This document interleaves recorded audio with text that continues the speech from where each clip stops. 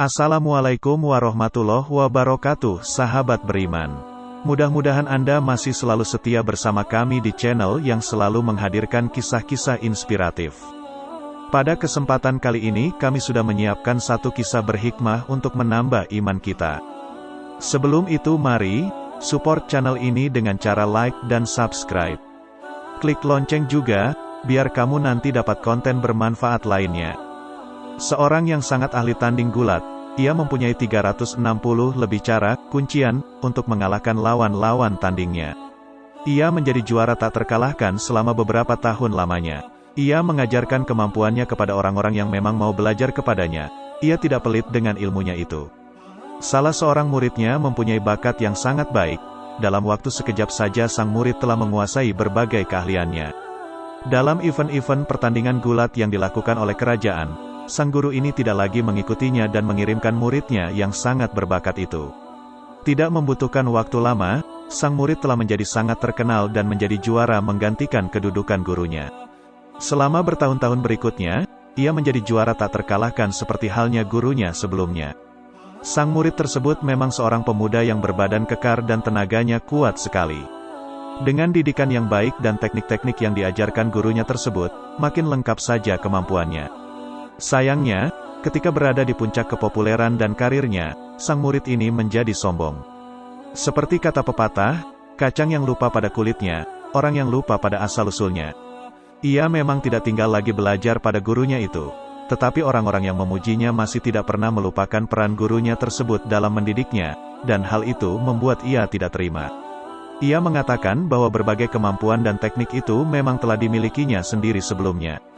Bahkan dalam puncak kekurangan ajarannya, ia berkata kepada sang raja, "Wahai raja, keunggulan guru dibandingkan dengan saya hanyalah karena umurnya dan haknya sebagai pelatih, yang telah mengajari saya. Dalam hal teknik dan seni saya telah menyamainya, bahkan saya melampauinya dalam hal kekuatan." Sang guru hanya tersenyum ketika mendengar berita tentang perkataan muridnya tersebut. Ia tidak berkomentar, bahkan cenderung mengabaikan berita itu begitu saja. Ia memang seorang yang bijaksana, dan sejak muridnya itu belajar, ia telah memperkirakan hal seperti ini akan terjadi. Tampak dari watak dasar dari muridnya tersebut.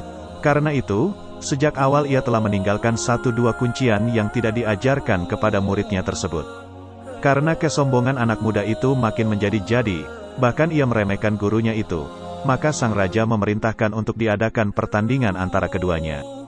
Didirikanlah panggung yang megah dan mengundang semua pembesar kerajaan, untuk menggelar pertandingan gulat tersebut. Sang murid yang perkasa memasuki gelanggang laksana gajah yang buas. Ia mendengus layaknya ingin merobohkan sebuah gunung dengan kekuatannya itu. Sementara sang guru, walau tampak tua dan lemah dibandingkan dengan muridnya tersebut, ia berdiri dengan tenang di tengah arena. Begitu dimulai, sang murid menyerang dengan garangnya, tetapi dengan sedikit gerakan sang guru bisa mengelakkannya. Pada serangan kedua, tampaknya sang murid mengerahkan segala kekuatan dan kemampuan tekniknya. Kali ini sang guru, yang dengan mudah mengenali teknik serangan muridnya, bahkan mengenali kelemahannya, menghadang serangan tersebut. Dengan mudah ia mematahkan serangannya itu, dan kemudian melakukan kuncian yang selama ini tidak pernah diajarkannya kepada siapapun. Sang murid mengerahkan segala kekuatan untuk melepaskan diri, tetapi gagal juga.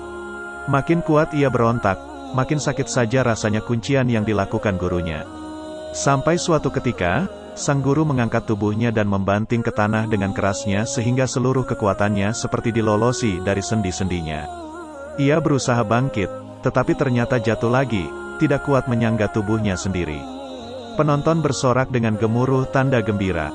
Bagaimanapun mereka juga tidak senang dengan sikap sombong anak muda itu, bahkan hingga meremehkan sang guru. Raja bangkit dari tempat duduknya, menghampiri sang guru yang masih berdiri dengan tegapnya, walau dengan sikap merendah.